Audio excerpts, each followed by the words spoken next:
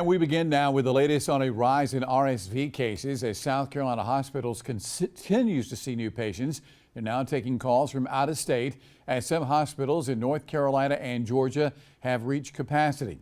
It's a virus that typically causes cold-like symptoms but has led to severe illness in children, making it hard for them to breathe. Our Kaylin Hagwood spoke with a parent tonight feeling thankful after his newborn son was put on a ventilator. When Corey Robertson and his wife Sarah brought their son Liam home from the hospital, they never expected to be back weeks later. It was a pretty crazy and surreal experience. Liam tested positive for RSV after his sister came home sick from daycare. We all ended up getting sick in the house. What happened next, they never expected. My wife said, he's really laboring to breathe right now. And we saw his chest kind of caving in a little bit as his muscles were working to get oxygen. His son spent days in the hospital, ending up on a ventilator. It's definitely tough. It was a hard night.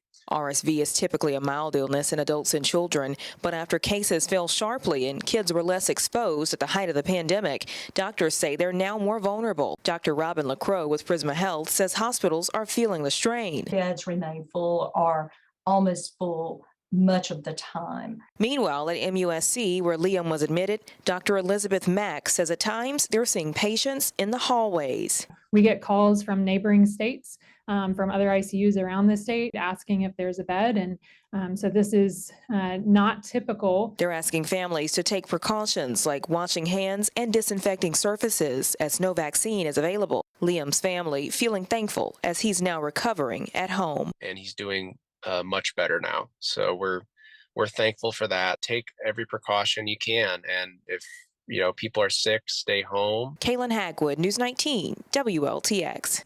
According to the CDC, symptoms of RSV usually show up within 4 to 6 days of being infected. Those symptoms usually include a runny nose, decrease in appetite, coughing, sneezing, fever, and wheezing. However, the symptoms in babies can be much different. The only symptoms may be irritability, decreased activity, and breathing difficulties. Meanwhile, Lexington Medical, Prisma Health, and MUSC all say they have not seen any deaths in children from RSV this season. They're hoping awareness will help keep the cases down as the flu and COVID season ticks up.